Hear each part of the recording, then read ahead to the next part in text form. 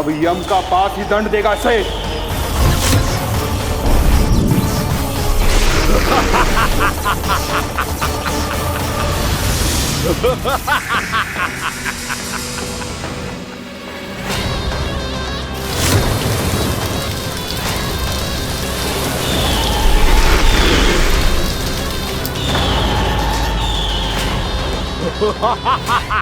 तूने जल की धार को भले ही काट दिया हो दुष्ट, पर हिम में धार नहीं होती। अब मेरी हिम शक्ति तुझे जमा कर नष्ट कर देगी।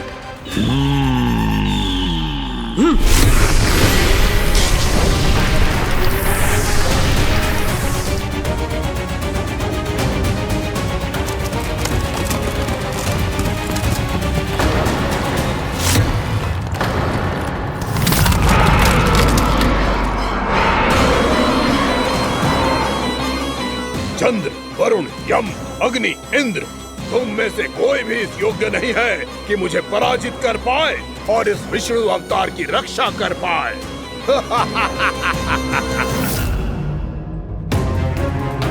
इस असुर को देवता कुछ ना बिगाड़ पा रहे हैं। अब क्या होगा खाना का?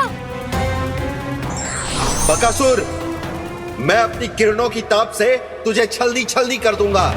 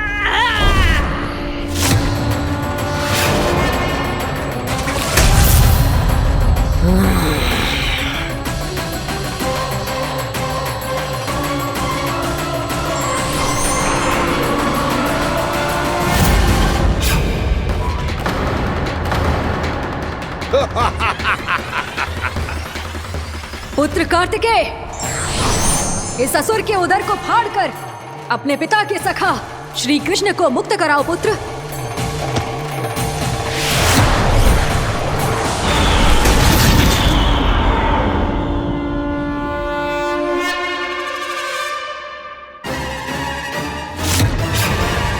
मैंने कहा था, तुम में से कोई भी मेरा बाल भी बांका नहीं कर पाएगा। तुम देवताओं का तो सामर्थ्य ही क्या, स्वयं देवों के देव महादेव भी मेरा कुछ नहीं बिगाड़ पाएंगे। कृष्ण को अपने उदर में ही पचा जाऊंगा मैं।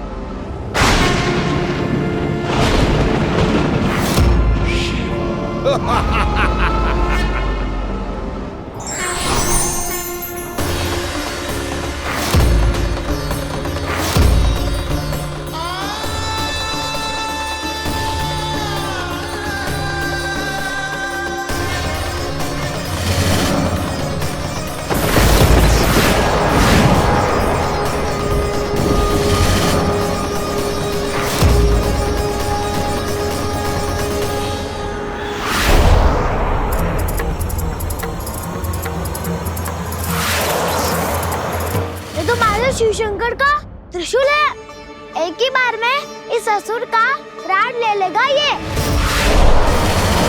हाँ, महादेव का त्रिशूल।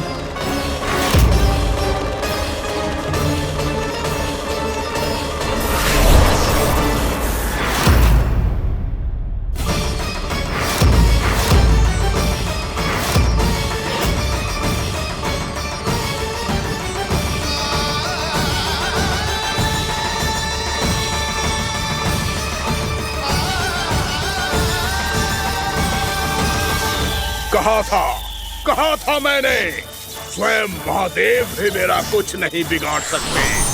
अजय हूं मैं, अजय।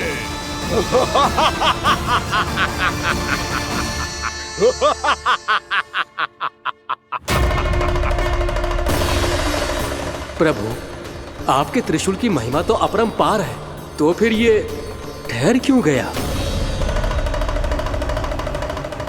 आपने अपने त्रिशूल को वापस क्यों ले लिया महादेव? इस दुष्ट का संहार क्यों नहीं किया?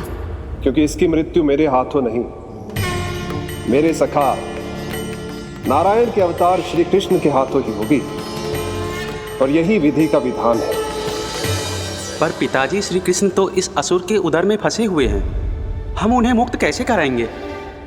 ये उन्हें स्वयं ही मुक्त करेगा पुत्र।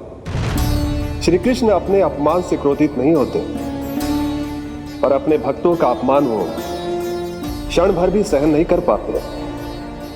वकासुर यही भूल कर रहा है, हम सबका निरंतर अपमान करके वो उन्हें क्रोध दिला रहा है।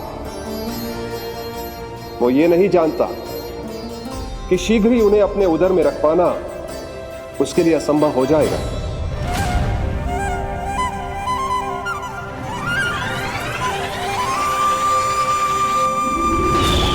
क्या हुआ महादेव? पराजित होकर भी मुस्कुरा रहे हैं। पर अब तो महादेव कहलाने के भी योग्य नहीं रहे आप। असफल देवताओं की इस अयोग्य सेना को लेकर चले जाइए यहाँ से। ना ये मेरा सामना कर सकते हैं और ना ही आप।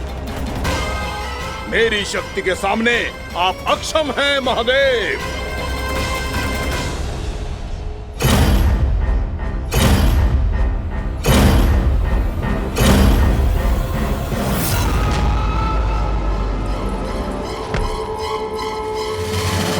सुधा, जिस दुष्ट ने मेरे लल्ला को निगलो है ना, भीतर से जलेगो, छटपटाएगो, पीड़ा से कराएगो। जिस दुष्ट ने मेरे लल्ला को निगलो है ना, भीतर से जलेगो, छटपटाएगो, पीड़ा से कराएगो। ये क्या हो रहा है मुझे?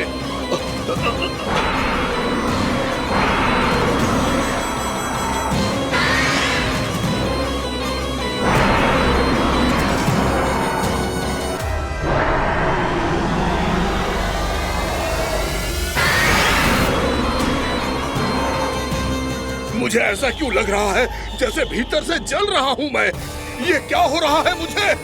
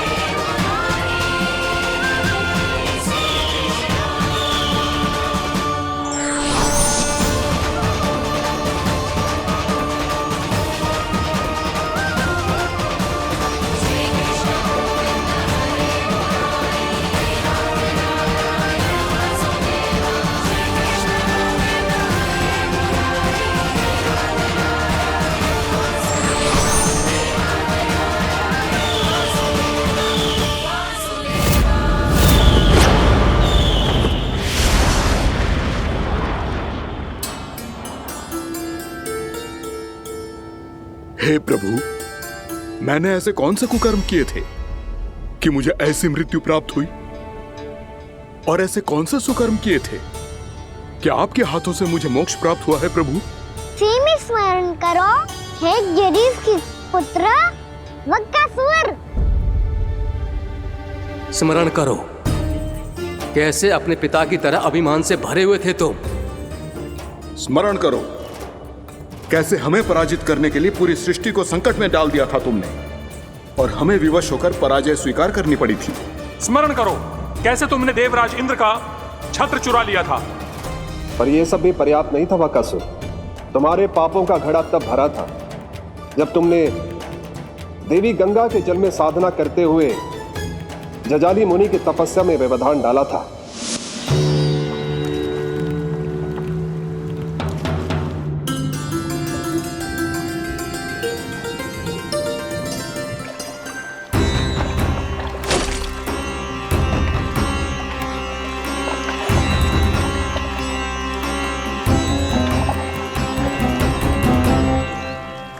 रुक क्यों गए चालक? नौका को आगे की ओर ले चलो। आगे बढ़ना उचित नहीं होगा महाराज। यहाँ से कुछ ही दूरी पर जालजली मुनि तपस्या कर रहे हैं। तो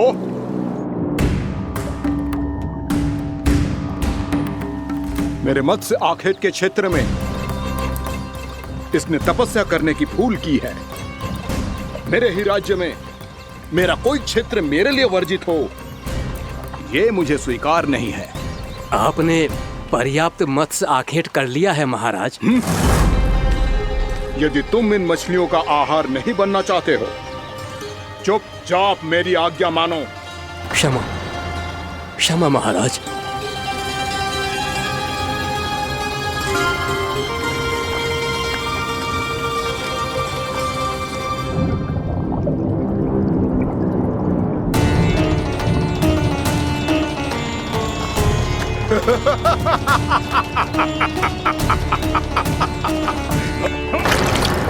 मुनिवर, रक्षा कीजिए, रक्षा कीजिए मुनिवर। हमारे प्राण बचाइए मुनिवर, मुनिवर हमारे प्राण बचाइए।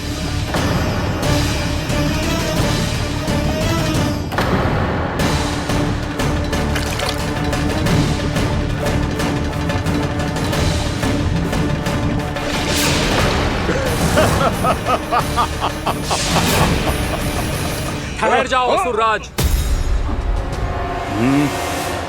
इन मछलियों को हानि ना पहुंचाओ। क्यों मुनि? अब मछलियां पकड़ने के लिए मुझे तुमसे आज्ञा लेनी पड़ेगी। तुमने तपस्या करने से पहले किससे आज्ञा ली थी? मां गंगा से, इस जल में रहने वाली सभी मछलियों से। इस उपकार के बदले इन सभी मछलियों को रक्षा करने का वचन दिया था। इसीलिए असुरराज, मैं शांति से कह रहा हूं, इस स्थान को अशुद्ध ना करो। चुपचाप यहां से चले जाओ, नहीं तो इसका परिणाम अच्छा नहीं होगा।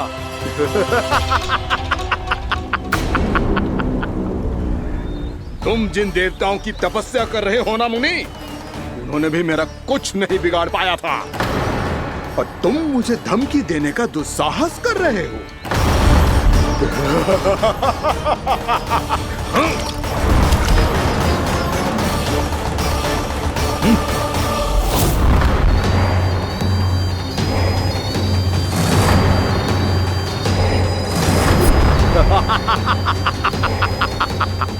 मूर्ख, विचारों से तो तू राक्षस है ही, और स्वभाव से उस बगुले की तरह है जो भूख ना होने पर भी उन निर्दोष मछलियों को आहार बनाता रहता है। इसलिए अभी इसी क्षण से तू वकुला का जीवन जिएगा। ये मेरा श्राप है, ये मेरा श्राप है।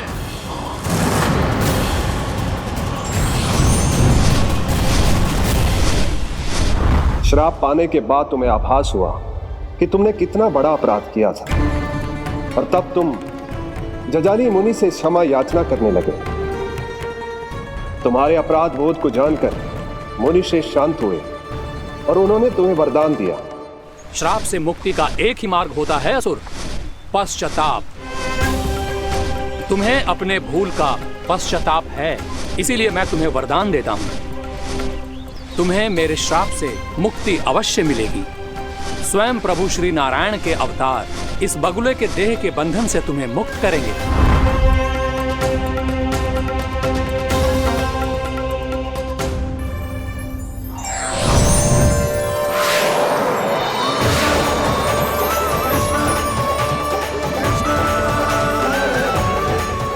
हम स्वीकार करें प्रभु।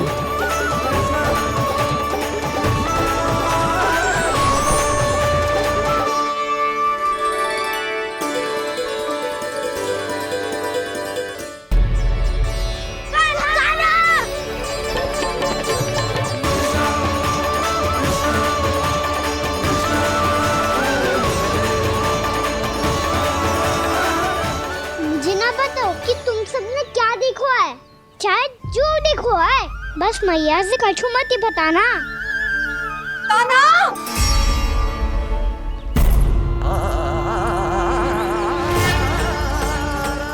कान्हा!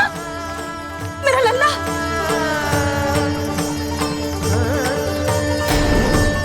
भानु बता रहा था तुझे कोई असुर पंछी निकल गया था। हाँ?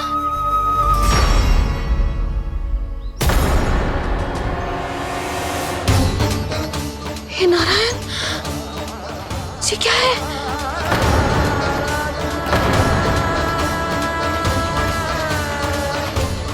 ये सब कैसे हुआ लल्ला? हाँ?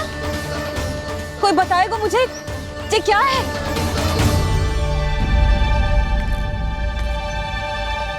श्रीधामा, मधुमंगल, चिची को सब कुछ बता दो।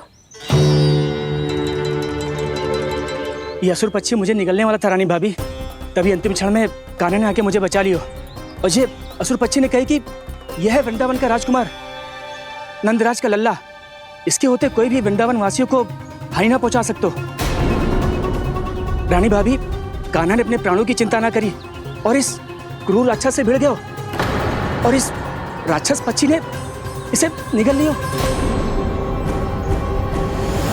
इतना पर्याप्त है भोला काका, सब कुछ बताने की आवश्यकता नहीं है। ये सब देख के सारी बालक मंडली इतनी व्याकुल हो गई कि सबने अपने प्राण अर्पित कर दिए और इस असुर पक्षी से कहे कि हमें खा लो और हमारे सखा को छोड़ दो।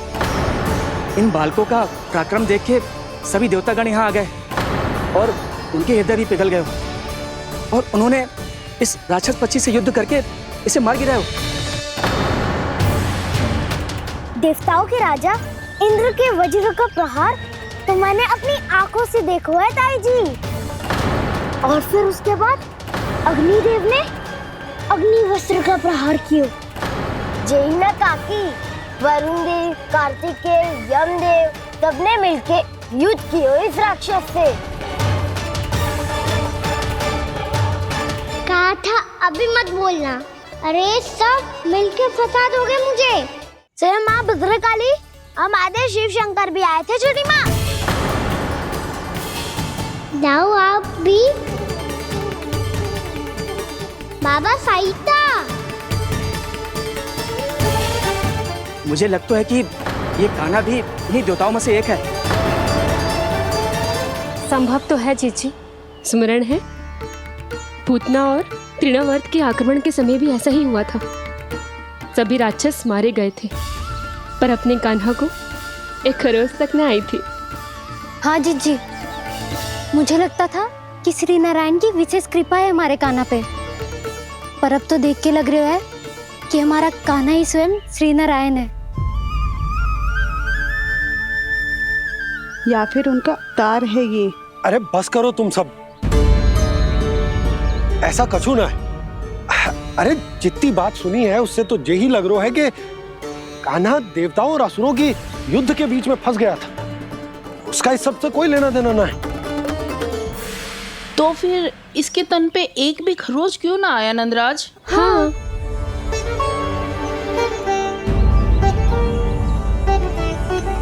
है काकी, खरच तो है। दिखा लल्ला। भैया बात पीड़ा आ रही है, कुछ करो ना। चिकोपिया भी ना अति करती है। श्री नारायण का अवतार हो तो इतनी तनिक सी खरोच पे ऐसे रो तो क्या? बस बहुत होगा। अब तो तुम सबने सीमा ही पार कर दी है। कभी से श्री नारायण बुलाते हो, कभी श्री नारायण का अवतार। तनिक कछु हो ना जाता है कि तुम सब कहानियां बुनने लगती हो। जे बस साधारण सा बालक है, मेरा लल्ला है जे, इसे भगवान मत ही बनाओ।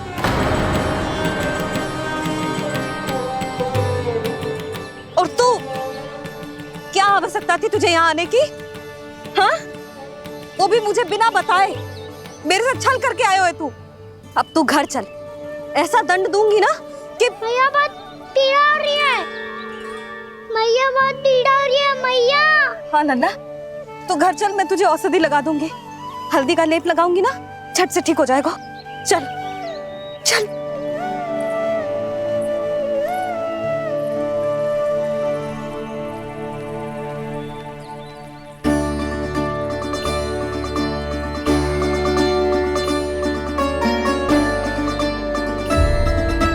मैया बहुत पीड़ा हो रही है मैया। हाँ नन्ना, तू घर चल, मैं तुझे औषधि लगा दूंगी। हल्दी का लेप लगाऊंगी ना, झट से ठीक हो जाएगा। चल चल।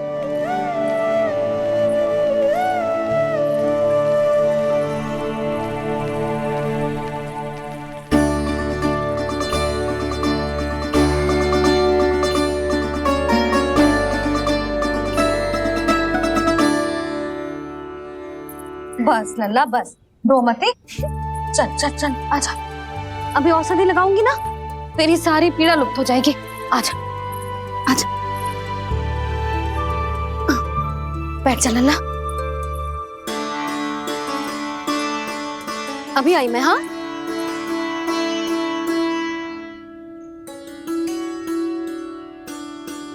मैया। अरे तो अभी तक रो है? क्या कह रही थी सारी गोपियां? बता। के मेरा लल्ला श्री नारायण का अवतार है, दिव्य है, भगवान है। और जो भगवान इतनी छोटी सी चोट पे रोते हैं क्या? इतनी तो लगी भी ना है तुझे, जितना तो तू आ ऊ कर रो है।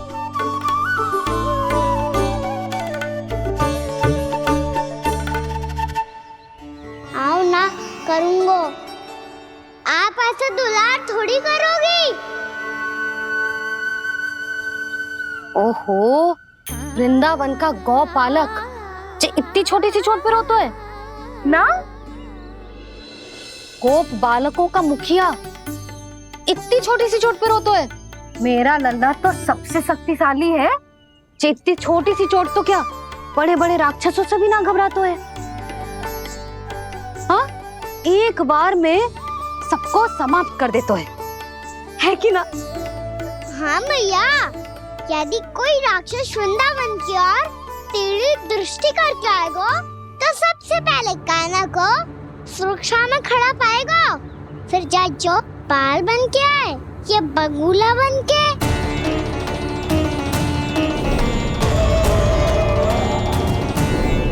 ना लल्ला, सोचो भी मती। वृंदावन की सुरक्षा करना तेरा दायित्व ना है। तुझे और कोई संकट का सामना करने की आवश्यकता ना है। अभी तो मेरी पीड़िता का हरण कर रही थी, अचानक से क्या हो गया मैया को? कोई आवश्यकता ना है तुझे ऐसे संकटों का सामना करने की। आने दे आज तेरे बाबा को, सीधा सीधा बोल दूंगी। बहुत हो गए उनके तर्क वितर्क। मेरा फूल सा लल्ला वन में अकेले गौचारण के लिए ना जाए को। आज बगुले ने निकल लियो, कल कछु और हो जाए तो? नारायण ना करे, कहीं कछु ऊंच नीच तुझे कछु हो जाए तो? मैं तो जीते जी मर जाऊंगी।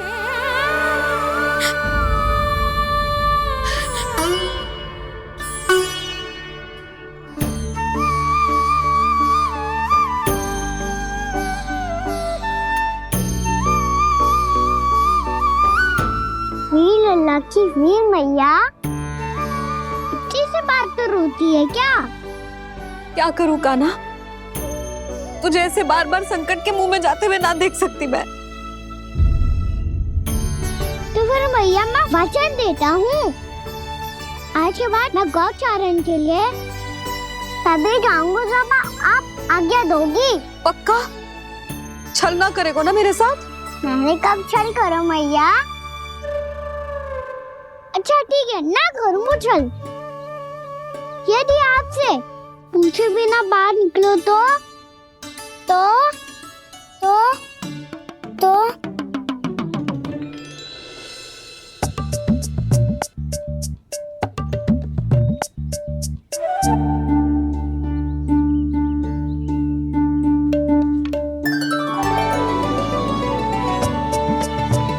ये रही आपकी छड़ी और ये रही मेरी पीठ।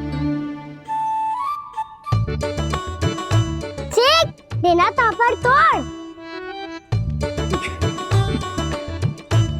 ठीक है, जब तूने अपना दंड निर्धारित कर ही लियो है तो सोच ले, अब अगर तूने मेरी बात ना मानी तो तोड़ तोड़ छड़ी पड़ेगी, समझ आई?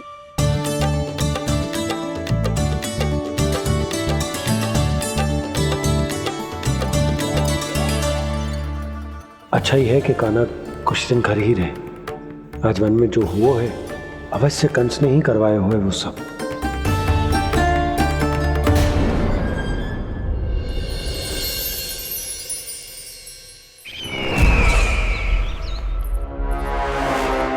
आपका ये धनुष तो सबसे अधिक शक्तिशाली था महाराज, ये कैसे टूट गया? कहीं ये बकासुर की पराजय का संकेत तो?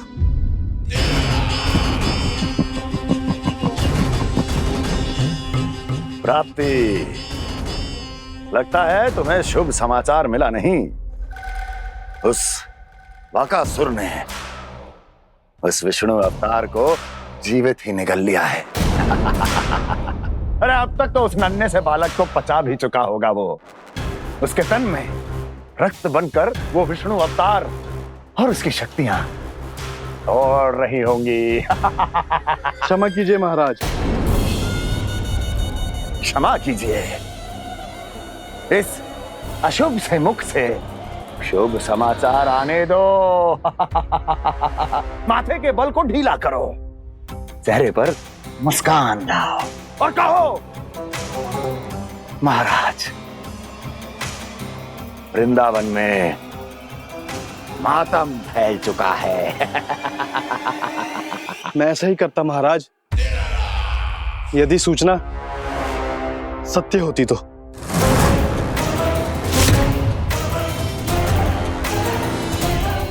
कहना क्या चाहते हो? एक क्षण में सूचना उगलो, अन्यथा मेरा योद्धा बकासुर विष्णु अवतार की तरह तुम्हें भी जीवित निकल जाएगा। आने दो। बकासुर मारा गया महाराज, बकासुर मारा गया महाराज, बकासुर मारा गया। बकासुर मर चुका है? असंभव। असंभव। बकासुर ने उस बालक को निगल तो लिया था, पर उसकी सुरक्षा करने के लिए सभी देवता वहां प्रकट हो गए, पर फिर भी कोई बकासुर का सामना नहीं कर पाया। और फिर क्या हुआ? वो बालक स्वयं ही बकासुर के उदर से बाहर आ गया और उसकी चोंच तोड़कर उसकी हत्या कर दी।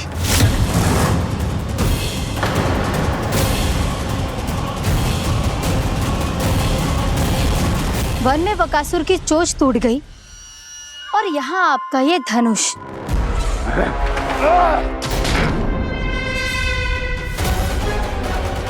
केवल नहीं टूटा तो आपका ये भ्रम महाराज।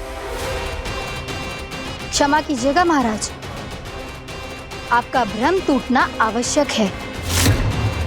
आवश्यक है आपको यह आभास होना कि उस विष्णु अवतार को पराजित करने के लिए आपके साधारण योद्धाओं में वो सामर्थ्य नहीं है। वत्सासुर, पूतना, तृणावर्त, बकासुर, ये सब साधारण नहीं थे प्राप्ति, साधारण नहीं थे। फिर तो ये और भी अधिक चिंता का विषय है महाराज, क्योंकि इसका अर्थ तो यही हुआ कि वो विष्णु अवतार कुछ अधिक ही असाधारण है और उसका सामना करने के लिए और उसे मिट्टी में मिलाने के लिए आपको एक ऐसे अस्त्र की आवश्यकता है जो उसके सामने ना झुके और ना ही टूटे।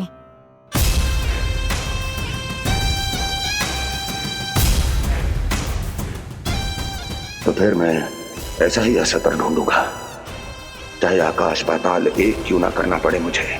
10 दिशाएं 14 भुवन क्यों ना नापने पड़े मुझे, मैं उस असतर को अवश्य ढूंढ निकालूंगा जो उस विष्णु अवतार के प्राणों की डोरी इस धनुष की तरह तोड़ सके।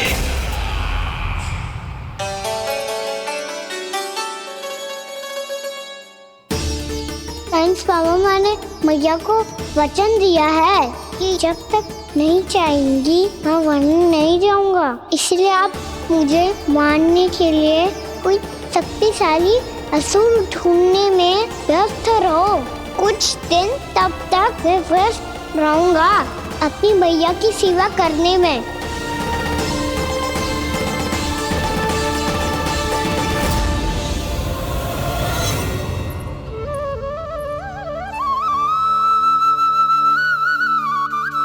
लो मैया, तुलसी जी को चढ़ाने के लिए जल।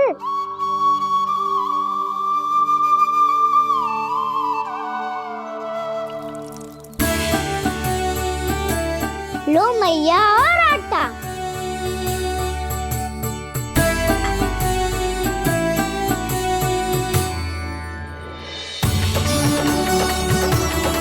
लो मैया, बेलन।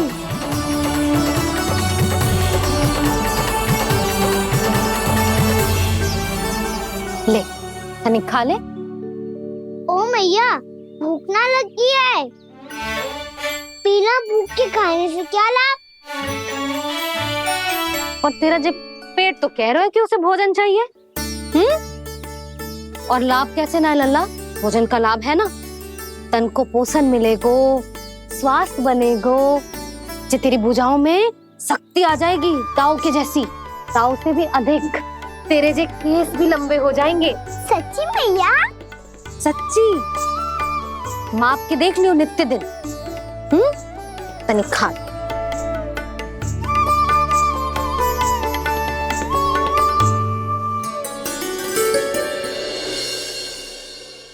मान के मैया का कहना, छक के भोजन खाते हैं,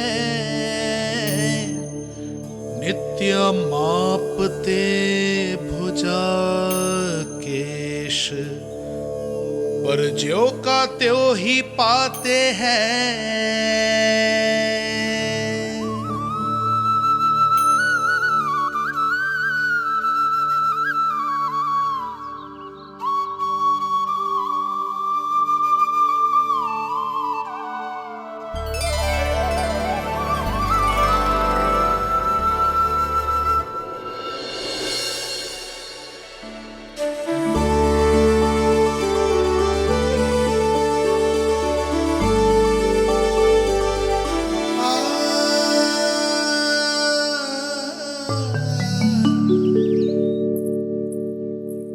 ले लल्ला, फल खा ले। ना, मुझे ना खाने फल वल। क्यों? लंबे केस और शक्तिशाली भुजाएं ना चाहिए? व्यर्थ है ये सब। पिछले 10 दिनों से देख रहा हूँ, ना केस लंबे हुए हैं, ना भुजाएं शक्तिशाली बनी है। 10 दिन में का चुनाव होने वाला। 10 सप्ताह ऐसे खाएगो ना, तब जाके कछु बदलाव दिखेगो। समझ आई? चल अब खा ले। वैसे भी मुझे बहुत सारी तैयारियां करनी है आज। इसीलिए मैया, एकादशी के व्रत के लिए लल्ला। सुनो जी, सारी सामग्री आ गई? हाँ, तुमने जो कही थी सब ले आए हूँ।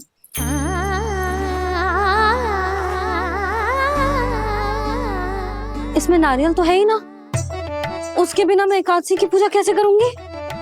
यशोदा, मैंने भोला से कह दिया, वो लेकर आते ही होगा। घबराओ मत। कैसे ना घबराओ जी, आपको पता है ना एकादशी का व्रत मेरे लिए कितना महत्वपूर्ण है। पता है।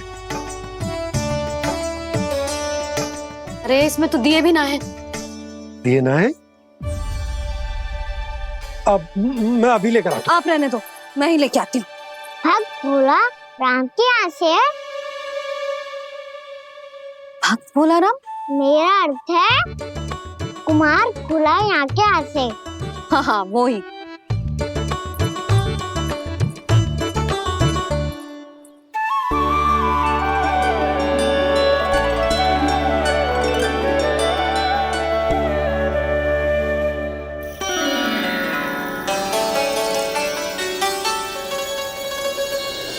श्री हरि, श्री हरि, मेरे श्री हरि।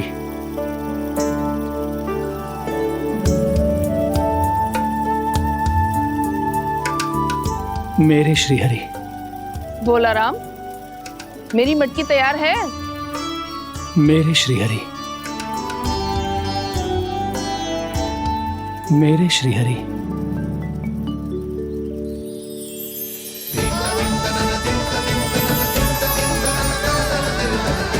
भोला राम,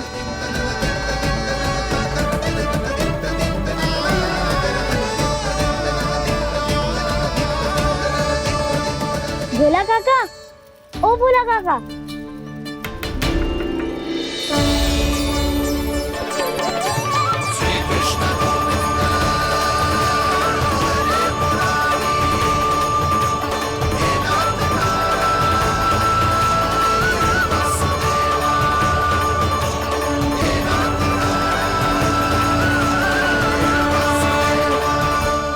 अरे श्री हरि प्रसन्न हो गए। मेरे श्री हरि आ गए, मेरे भगवान आ गए। मेरे श्री हरि आ गए, मेरे भगवान आ गए। मेरे श्री हरि आ गए, मेरे भगवान आ गए। मेरे श्री हरि आ गए, मेरे भगवान आ गए। मेरे भगवान आ गए, मेरे घर मेरे भगवान आ गए।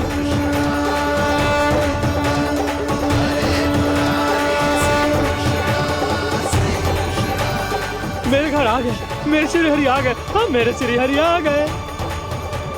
जे तो बावले थे ही, अब बालकन को भी साथ में मिला लिए। उज्जवल क्या कर रहा है? अरे ठहर जा भोला।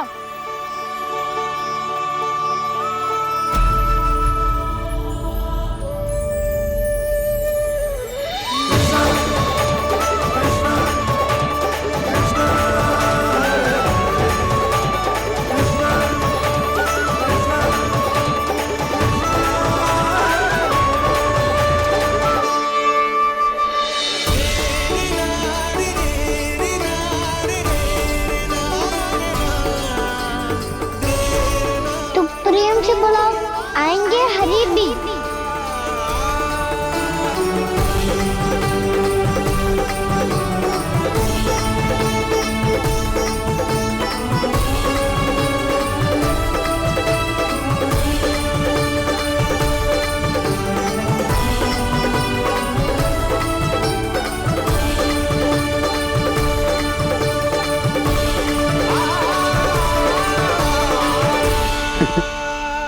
क्या वो गाना?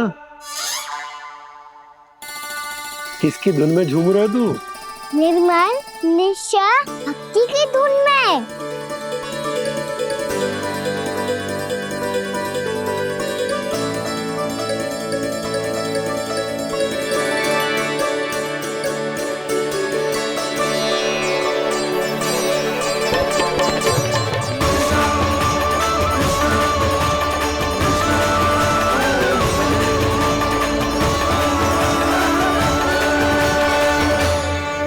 अरे क्या हो गया इन्हें?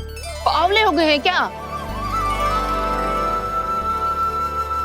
ठहरो, कोई आवश्यकता ना है ऐसे बावलों की तरह नाचने की।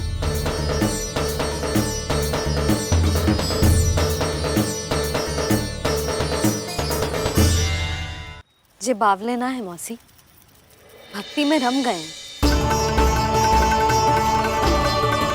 बस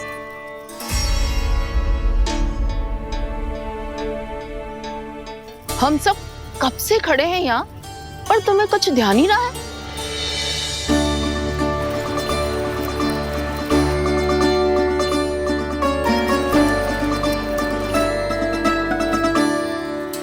नाच गाने में ऐसे मगन हुए कि हमें देखा भी ना। मुझे नाचते हुए देख मेरे श्री हरि को इतना आनंद आ रहा था कि मैं अपने आप को रोक नहीं सका। और वैसे भी मेरे जन्म का एकमात्र उद्देश्य है श्री हरि की सेवा करना, श्री हरि को प्रसन्न करना। तुम बावले हो भोला राम, या हमें बावला बना रहे हो? श्री हरि और तुम्हें देख रहे हैं? हाँ, अभी वो यहीं थे, देख रहे थे। भोला काका, आपने भी ना अति कर दी। अब हमें भी बताओ तनी, कहाँ थे श्री हरि?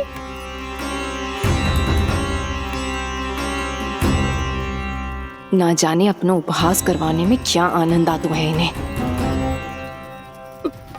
देखो, अब तुम सच मानो या झूठ, लेकिन हमरे श्रीहरि यहीं थे, इसी चाक पर अभी। हाँ, लो सुन लो इस मूर्ख की बात।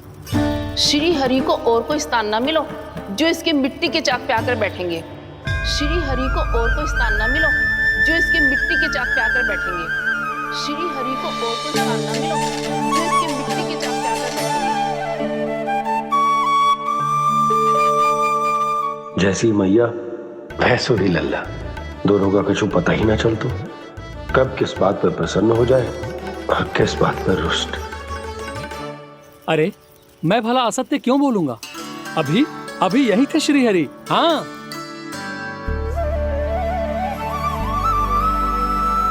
हाँ, जैसे श्री हरि को तो कोई कार्य है ही ना, वो तो आतुर होके बैठे रहते हैं कब तुम हरि हरि बुलाओ और वो दौड़े चले आए। भगवान तो भक्तों के पास आने के लिए सदैव आतुर रहते हैं, बल्कि सत्य तो यह है कि भक्तों के मन में ही निवास करते हैं भगवान।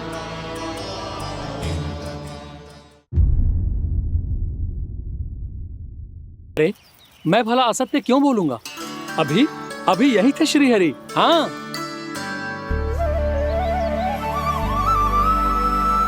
हाँ, जैसे श्री हरि को तो कोई कार्य है ही ना, वो तो आतुर होके बैठे रहते हैं कब तुम हरि हरि बुलाओ और वो दौड़े चले आए।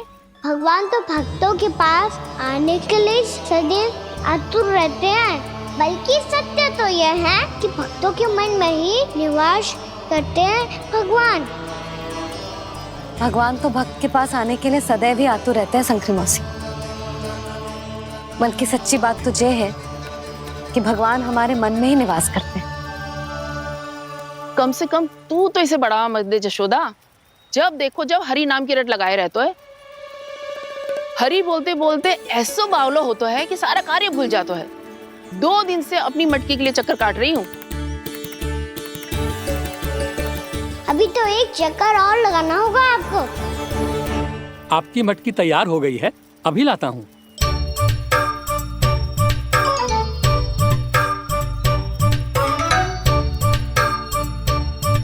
लो जी मटकी।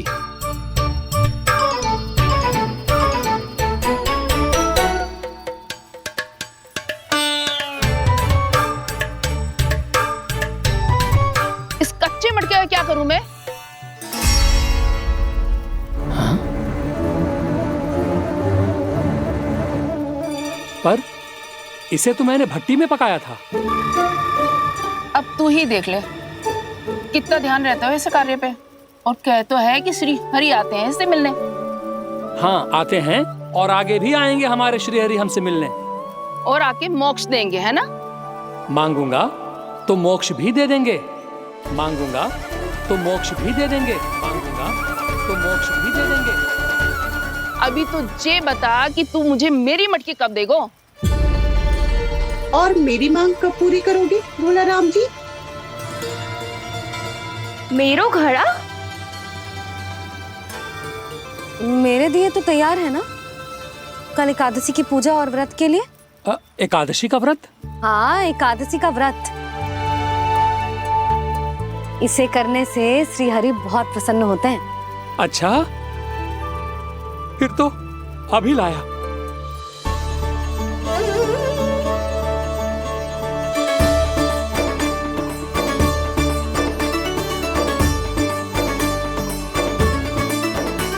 लो जी आपके दिए।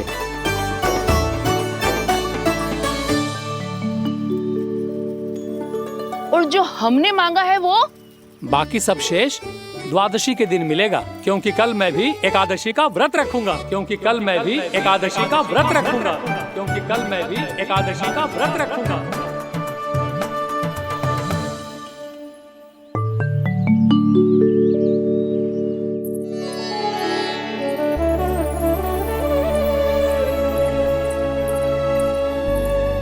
जानकी, फूलों का प्रबंध हुआ कि ना? हाँ भाभी, जे रहे। सदैव विलंब कराती है। पर भाभी इस बार तो फूल समय से ही लाई थी। क्या हुआ जशोदा? अभी तो पूजा की तैयारी ना हुई? देखो ना मौसी, ये जानकी ना कुछ छूट ही जाता है इसके कारण। एकादशी की पूजा और व्रत आते ही जसोदा भाभी इतनी वग्र हो जाती है। ऐसो क्या होगा इस पूजा में?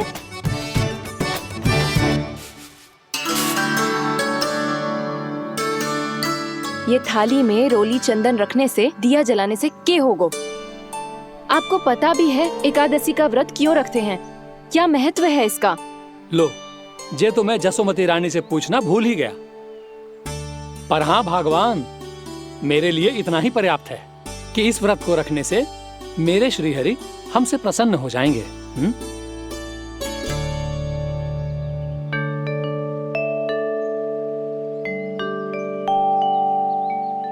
नारायण ही जाने ऐसे कैसे पूजा करते हैं जे श्री हरि की एक मूर्ति तक ना है इनके पास।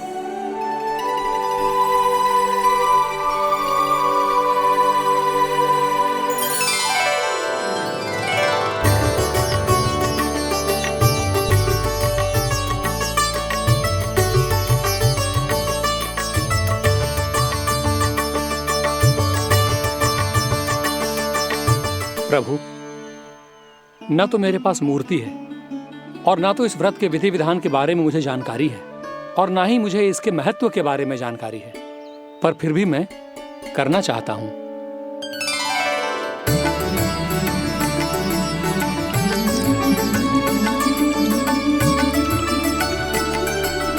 इसीलिए मैं दृढ़ संकल्प लेता हूं,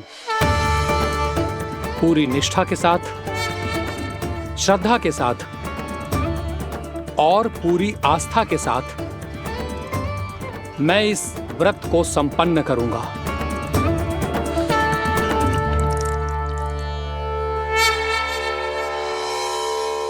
हम संकल्प लेते हैं कि एकादशी के व्रत को पूरी निष्ठा के साथ संपन्न करेंगे।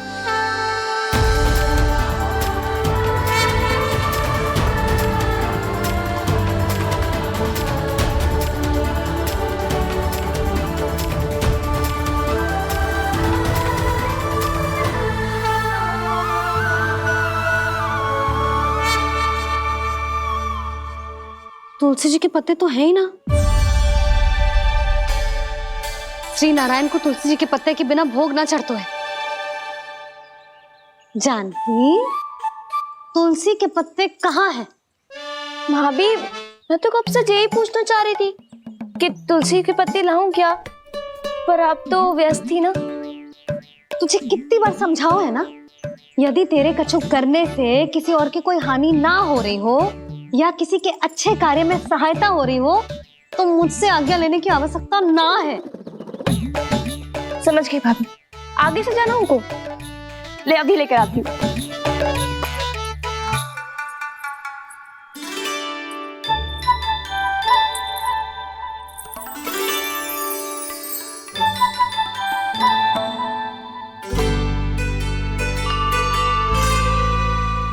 ताऊ, आपने पहले ये व्रत करो है?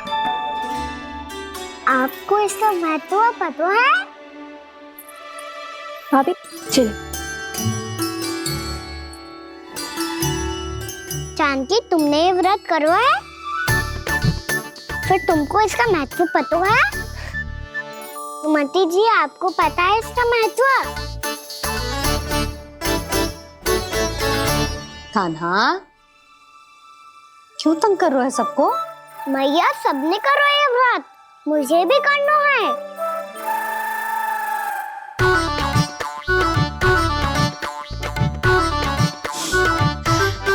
ये व्रत केवल बड़ों के लिए होती है लल्ला। जब आप ये व्रत कर सकती हो, बाबा कर सकते हैं, ये सारी गोपियां कर सकते हैं, वो भी कर सकते हैं, तो मैं क्यों ना कर सकता? क्योंकि तू कल तक भूखा ना रह पाएगा लल्ला। जब भक्त रह सकते हैं, फिर मैं क्यों नहीं रह सकता? मेरा अर्थ है कि नारायण के भक्त मैया, मैया मान जाओ ना, मुझे करने दो ना ये व्रत। अपनी लल्ला पे आप विश्वास ना है आपको? विश्वास है। अच्छा ठीक है, तू भी कर ले।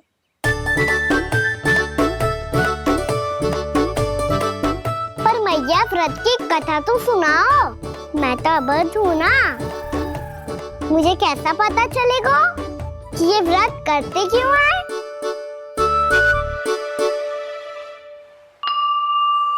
प्रभु, मुझ अबोध को कैसे पता चलेगा कि इस व्रत का क्या विधि विधान होता है और क्यों रखा जाता है और इसका महत्व क्या होता है? मुझे तो आप ही बता सकते हैं प्रभु। जब व्रत कर रहे हैं तब उसका महत्व भी पता होना चाहिए ना। बताओ ना मैया, क्यों रखते एकादशी का व्रत? इसके लिए तो तुझे एकादशी की कथा सुननी होगी। सुनेगो ना?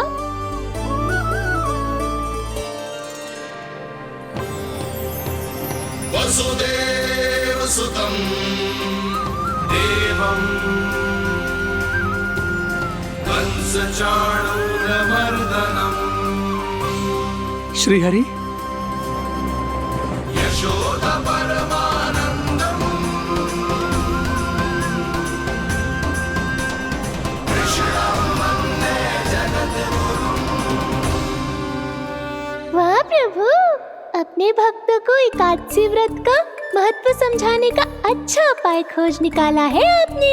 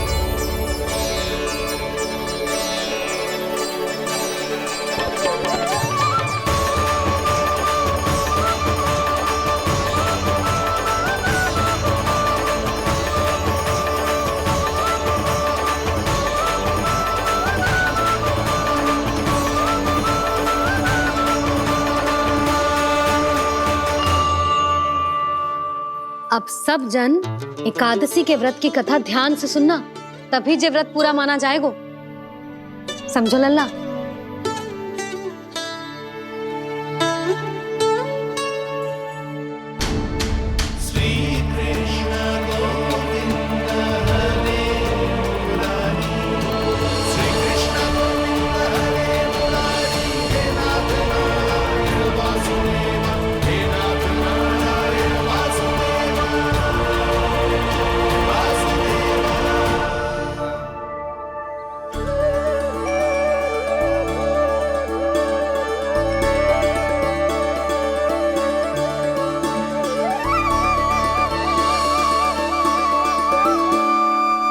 सतयुग में चंद्रावती नाम के नगर में मूरा नाम का एक असुर राज्य करता था। ओम ब्रह्मदेवाय नमः। ओम ब्रह्मदेवाय नमः। ओम ब्रह्मदेवाय नमः। ओम ब्रह्मदेवाय नमः।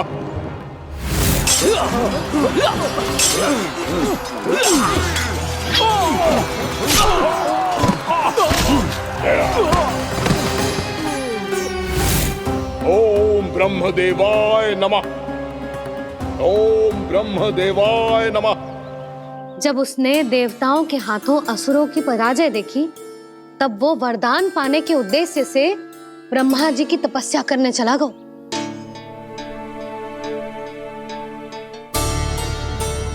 शीघ्र ही मूरा की तपस्या सफल हो गई और ब्रह्मदेव जी उससे प्रसन्न हो गए। ओम ब्रह्मदेवाय नमः। ओम ब्रह्मदेवाय नमः। ओम ब्रह्मदेवाय नमः। ओम ब्रह्मदेवाय नमः। ओम ब्रह्मदेवाय नमः। ओम ब्रह्मदेवाय नमः। ओम ब्रह्मदेवाय नमः। ओम ब्रह्मदेवाय नमः। ओम ब्रह्मदेवाय नमः। मूरा, प्रणाम ब्रह्मदेव। तुम्हारी तपस्या सफल हुई। बोलो, तुम्हें क्या वर चाहिए? सृष्टि के रचयिता ब्रह्मदेव, कृपया मुझे ऐसा वरदान दीजिए जिसकी सहायता से मैं त्रिलोकी विजयी बन जाऊं और कोई देवता मुझे पराजित ना कर सके। यहां तक कि देवताओं के रक्षक, सृष्टि के संचालक भगवान श्री विष्णु के लिए भी मैं अपराजय रहूं। तथास्तु, तथास्तु, तथास्तु। प्रणाम ब्रह्मदेव।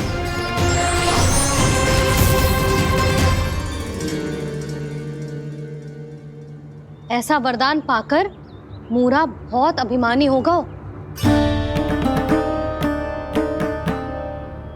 यक्षों, किन्नरों, यहाँ तक कि देवताओं को भी युद्ध के लिए ललकारने लगा, पर किसी ने भी उसकी ललकार को स्वीकार ना करो, क्योंकि सभी उसकी शक्ति से बहुत भयभीत थे और उसके सामने युद्ध किए बिना ही अपनी पराजय स्वीकार करने लगे। और फिर दंभ में आके उसने स्वर्ग लोक पर भी आक्रमण कर दिया और देवराज इंद्र तक को चुनौती दे डाली।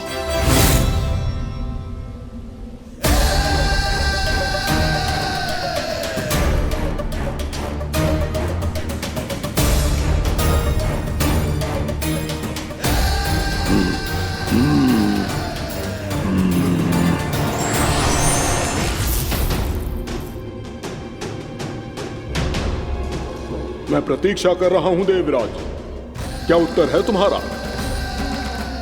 मुझसे युद्ध करोगे या फिर बिना लड़े ही पराजय स्वीकार कर मेरे अधीन हो जाओगे और सौंप दोगे मुझे अपना ये स्वर्ग लोक? सारी शक्ति तुम्हारे मुख में है या कुछ बाहुबल भी है तुम्हारे पास? मैं तुम्हारी चुनौती स्वीकार करता हूं मूरा, मैं तुम्हारी चुनौती स्वीकार करता हूं मूरा।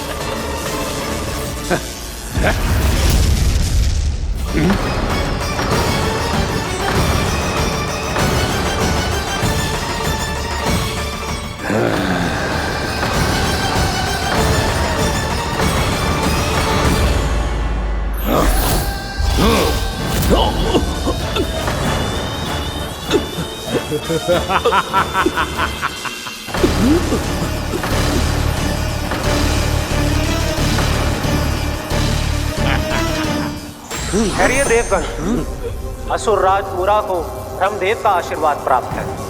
आप में से कोई भी इन्हें पराजित नहीं कर पाएगा।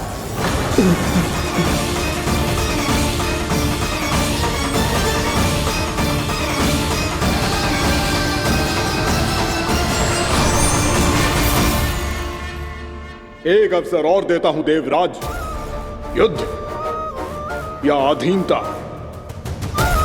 क्या उत्तर है तुम्हारा देवराज?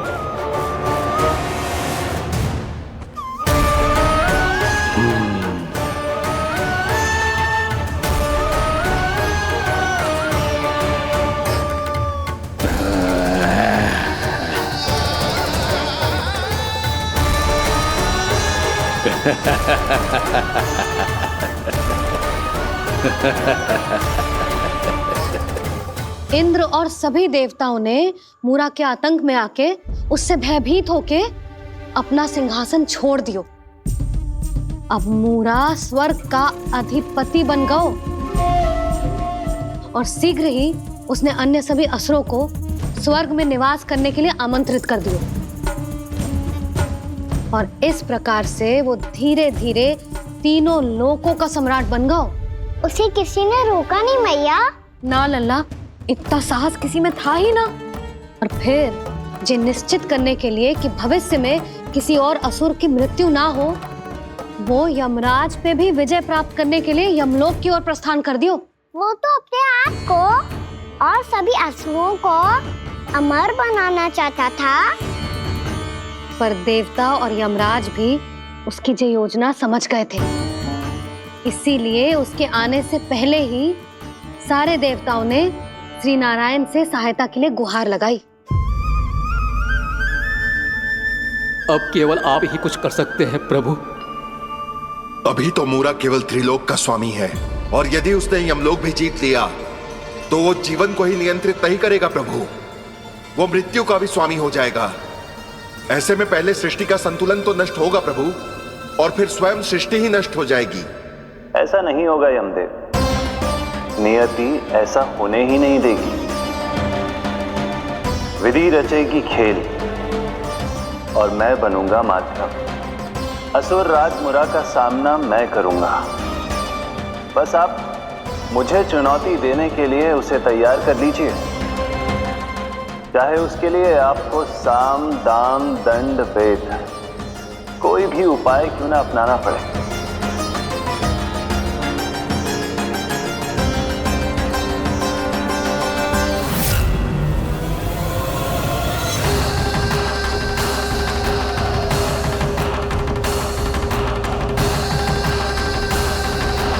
आप तो मेरी प्रतीक्षा में पहले से ही खड़े हैं यमदेव। तब तो आपने मेरी चुनौती के बारे में भी सुना ही होगा। कहिए, क्या उत्तर है आपका? मेरा स्वागत करके अपना राज्य त्यागेंगे या मेरा सामना करके अपने प्राण? असुर राज मुरा का सामना मैं करूंगा। बस आप मुझे चुनौती देने के लिए उसे तैयार कर लीजिए, चाहे उसके लिए आपको साम दाम दंड भेद कोई भी उपाय क्यों ना अपनाना पड़े।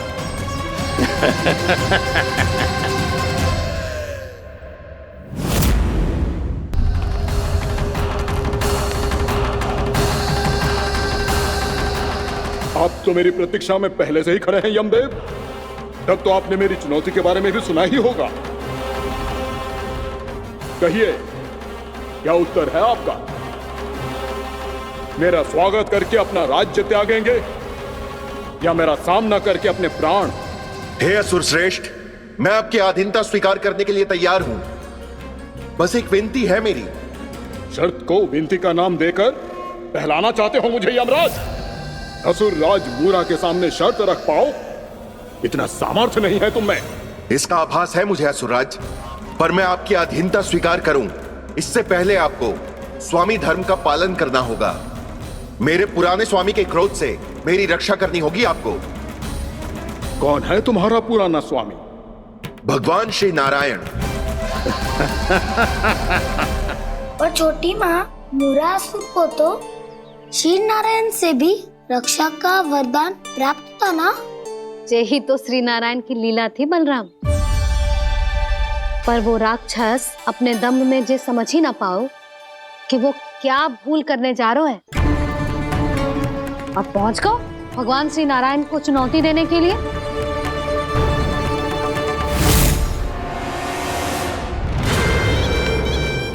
वही ठहर जाओ असुर राज मुरा।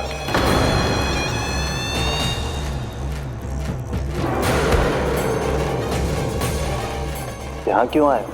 आपको पराजित करने और ये वैकुंठ जीतने, ताकि मैं यमलोक का स्वामी बन सकूं। फिर आओ, युद्ध भूमि में मेरा सामना करो।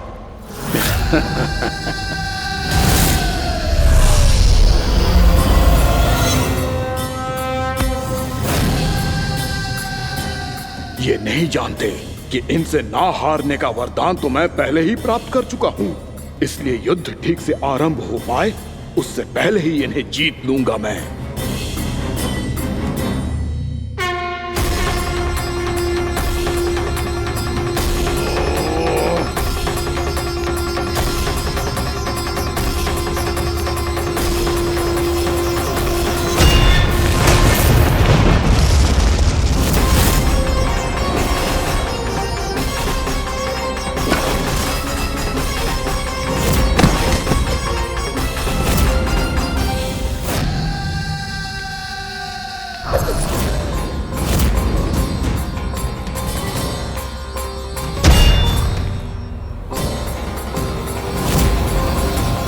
और इस प्रकार ये युद्ध वर्षों वर्षों तक चलता रहो। दोनों योद्धा पूरे ब्रह्मांड में अनेक अस्त्रों शस्त्रों के साथ युद्ध करते रहे।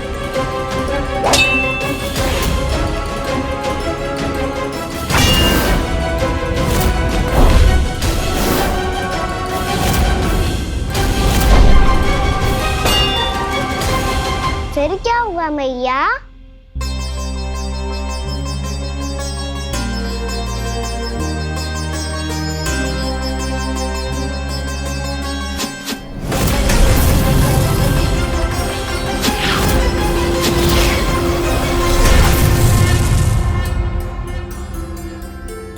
उस युद्ध को कभी समाप्त हुआ हो, पर कैसे? शीघ्र ही वो राक्षस थक गौ लल्ला।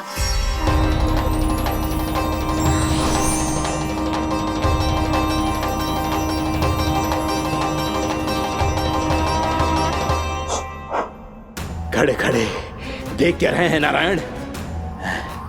आक्रमण कीजिए, वध कर दीजिए मेरा।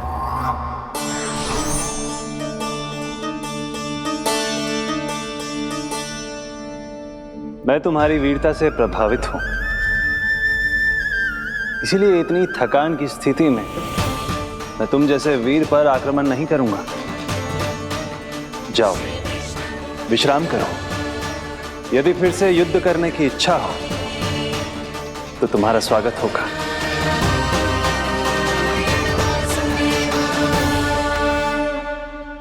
जे कह के श्री नारायण बद्रिका आश्रम चले गए और वहां हिमवत नाम की एक कंदरा में ध्यान लगा के बैठ गए। उधर वो राक्षस विश्राम करने लगो। अनेकों दिन बीत गए और अब वो राक्षस मूरा फिर से स्वस्थ होके बलवान हो गया था। उसने अपनी सारी शक्ति फिर से प्राप्त कर ली थी। श्री नारायण ने उस पर दया करी थी, पर वो फिर से श्री नारायण को छलने को तैयार होगा।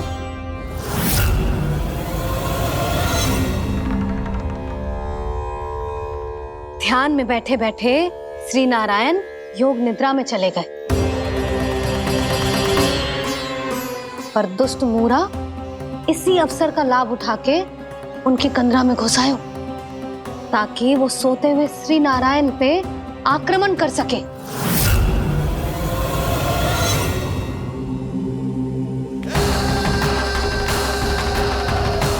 आज इस लंबे युद्ध को जीतकर अपने इस अंतिम शत्रु का भी अंत कर दूंगा मैं।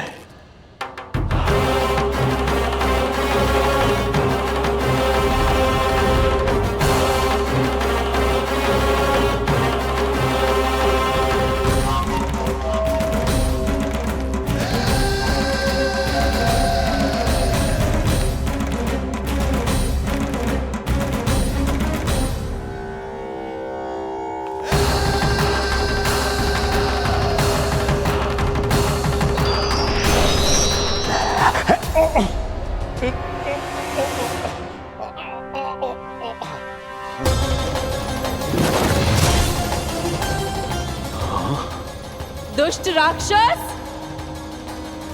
प्रभु ने तुझ पर दया की, तुझे संभलने का अवसर दिया। तू इन्हीं पर ही छल से वार करने चला है।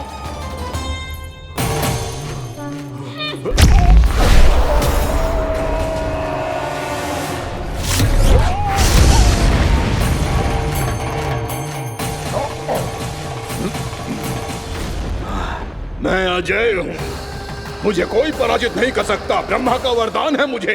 तूने नारायण से अपराजय होने का वरदान मांगा था मूर्ख, उनकी शक्ति से नहीं। ध्यान से देख, मैं तेरी मृत्यु हूँ, मृत्यु।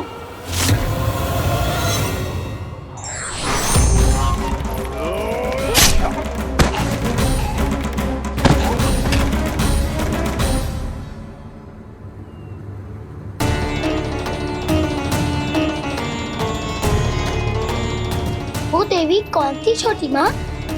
और कौन बलराम, वो ही तो थी देवी एकादशी।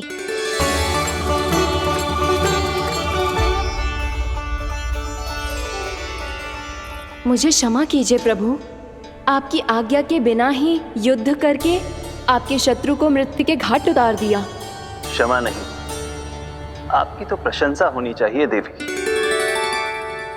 असुर राज को मारकर आपने सभी देवताओं को मुक्त करवाया है। इस पापी के अहंकार से तीनों लोकों की रक्षा की है आपने। आप एकादशी की तिथि पर मेरी एकादश इंद्रियों से उत्पन्न हुई हैं। इसीलिए मेरे सभी भक्त आपको उत्पन्न एकादशी के नाम से जानेंगे। सभी तिथियों में आपका स्थान सर्वश्रेष्ठ होगा। जिस तरह आपने राक्षस के आक्रमण से मेरी रक्षा की है, उसी प्रकार एकादशी के दिन व्रत करके जो भी भक्त आपकी कथा सुनेगा, मैं स्वयं उसकी रक्षा करूंगा। जो आपकी पूजा करेगा उसे मेरी विशेष कृपा प्राप्त होगी और उसके साथ साथ उसे मिलेगा धन, सिद्धि और मोक्ष।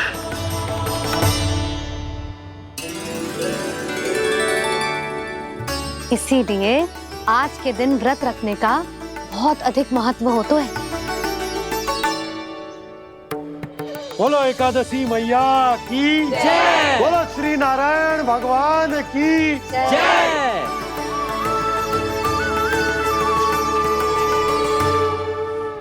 प्रभु की कृपा से एकादशी का महत्व भी पता चल गो और मेरा व्रत भी सफल हो गो।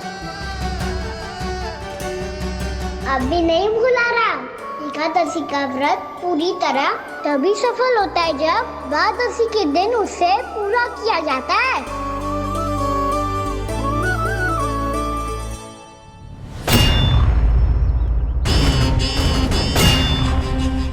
आवश्यक है आपको यह आभास होना कि उस विष्णु अवतार को पराजित करने के लिए आपके साधारण योद्धाओं में वो सामर्थ्य नहीं है। वो विष्णु अवतार कुछ अधिक ही असाधारण है।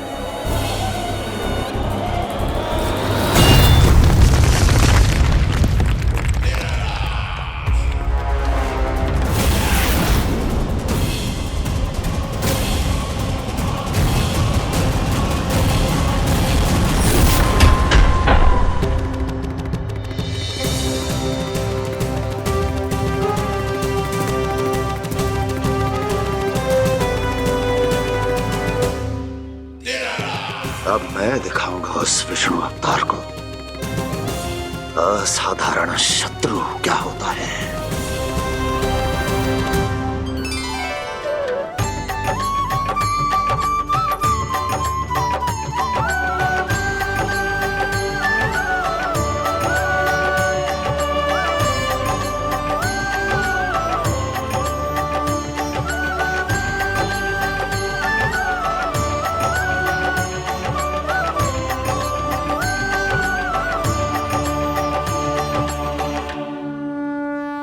मामा अधीर हो रहे हैं, पर मैया ने मुझे अभी तक बाहर जाने की आज्ञा नहीं दी है। अभी उन्हें किसी और राक्षस को यहाँ भेजने से रोकने के लिए मुझे ही कुछ करना होगा।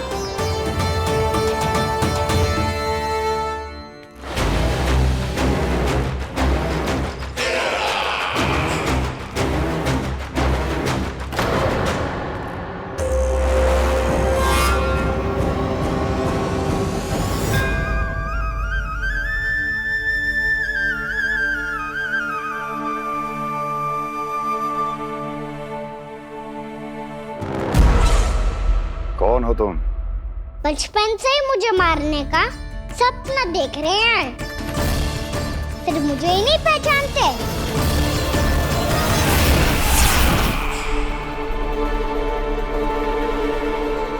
बचपन से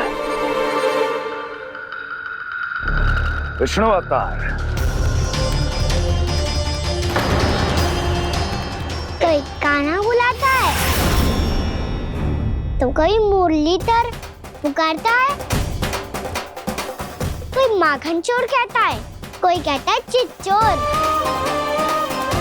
पर विष्णु अवतार इस नाम से तो बस आप ही मुझे बुलाते हो मामा जी।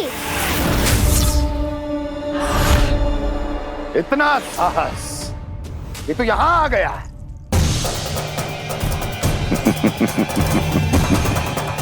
यहां आ तो गया तू विष्णु अवतार, किंतु यहां से जीवित नहीं जाएगा। तेरे शीश को तेरे धड़ से अलग कर दूंगा मैं।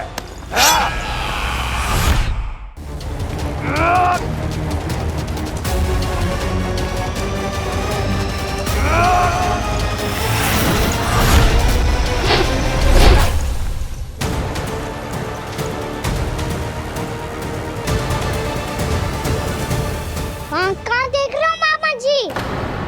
मैं तैयार हूँ।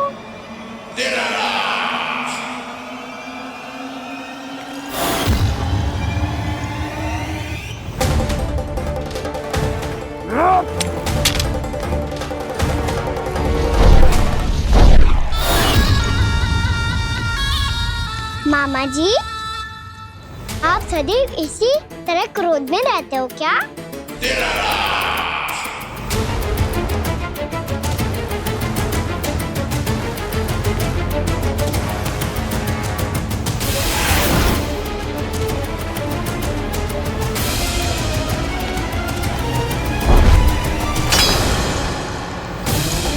छोड़ छोड़ मेरी तलवार को। छोड़ो तो तब जब पकड़ा हूँ।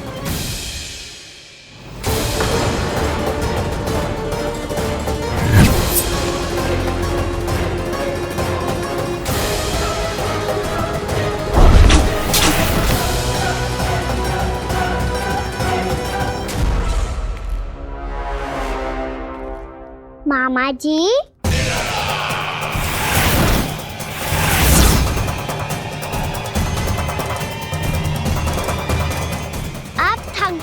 थोड़ा विश्राम कर लो। आपका तो पता नहीं, मैं अवश्य थक गया हूँ।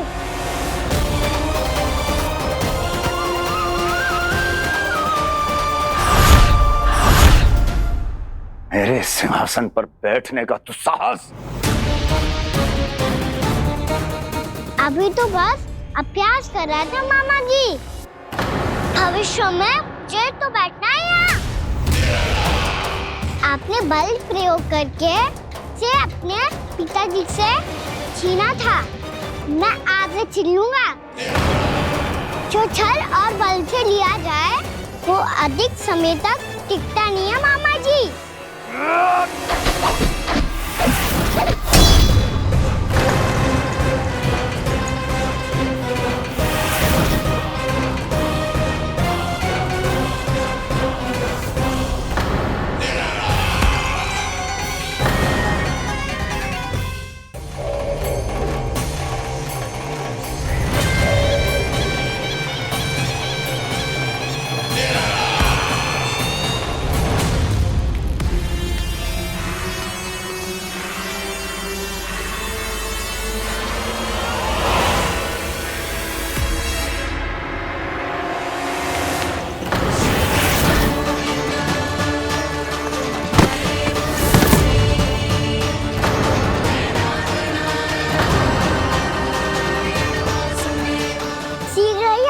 सिंहासन छोड़ना होगा।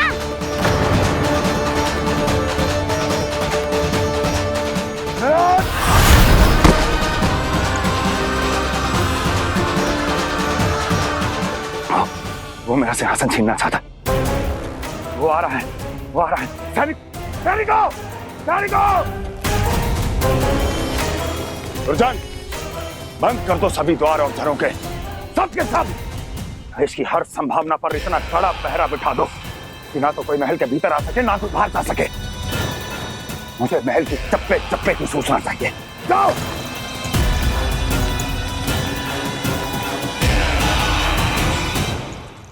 सिंहासन।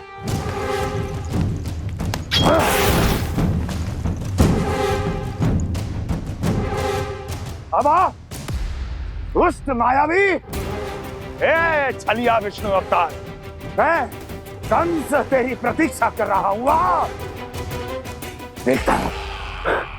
देखता हूँ मेरे सिंहासन पर कैसे बैठता है तू। मुझे तो बस कुछ समय चाहिए था, वो मिल गया। अब करते रहिए आप प्रतीक्षा।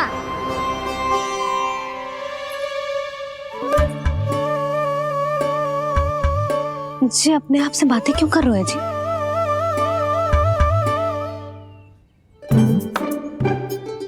आप मुस्कुरा क्यों रहे हो? ना कछु ना। बताओ क्यों मुस्कुरा रहे हो? तुम्हीं पर गए हैं जी।